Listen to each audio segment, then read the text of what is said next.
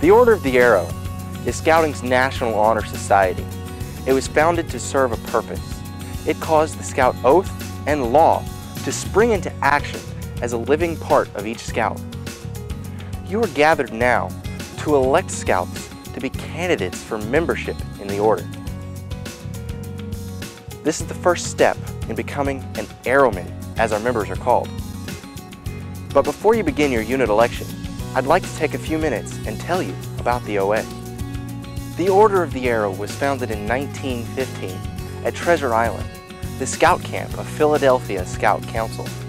It is located on the Delaware River between the shores of Pennsylvania and New Jersey. Historical records show it to be an early camp of the Delaware Indians.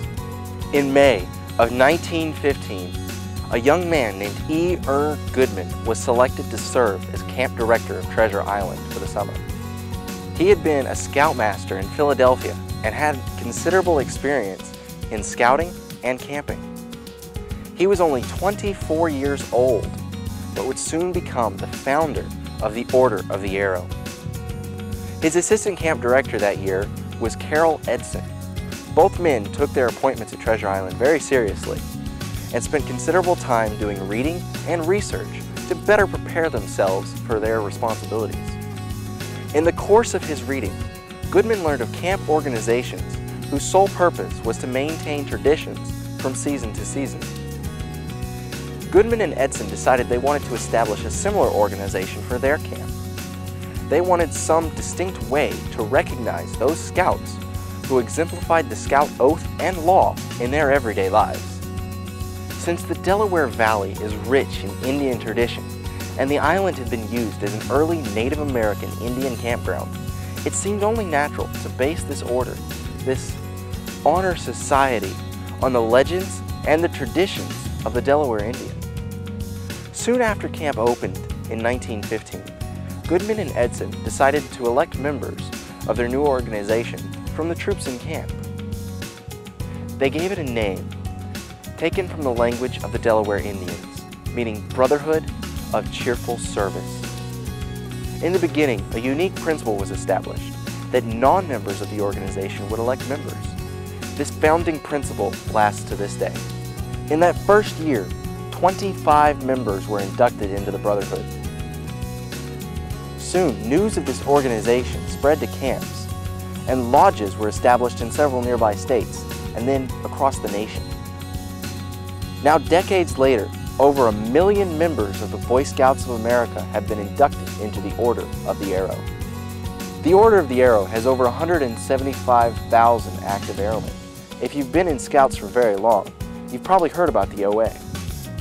Your unit may even have an appointed OA representative, which is an official junior leadership position. Amongst other things, the Order promotes Scout camping and camping traditions and spirits. To be a good camper, you must not only have mastered Scout skills, you must also be true to the ideals of Scouting.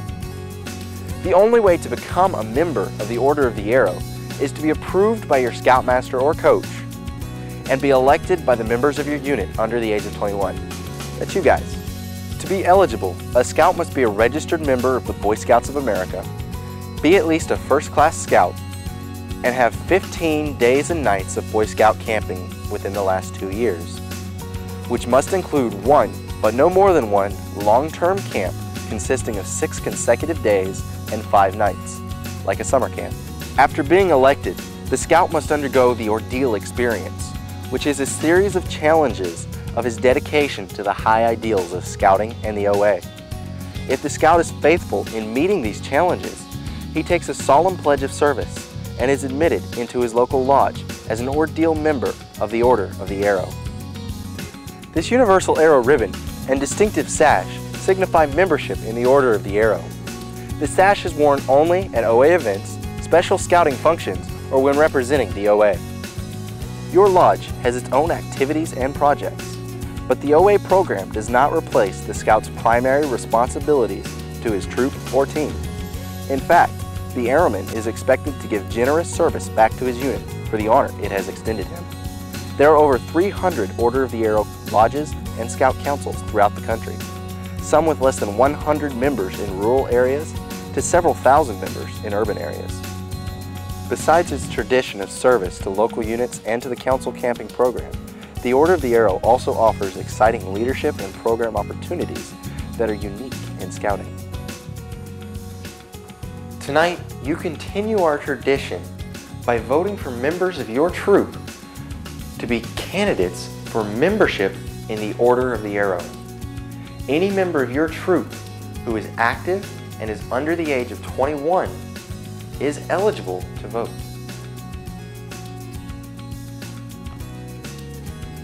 Don't vote for a scout just because he is your friend or because he is older than all the rest.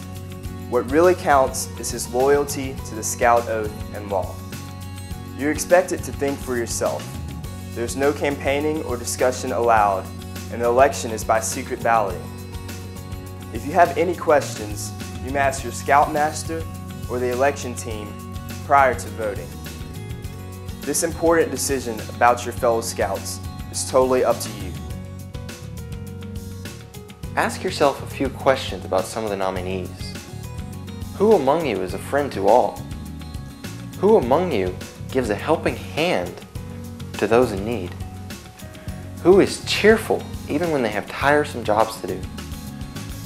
Who would you wish to go camping with? Who attends the meetings regularly, including service projects and campouts?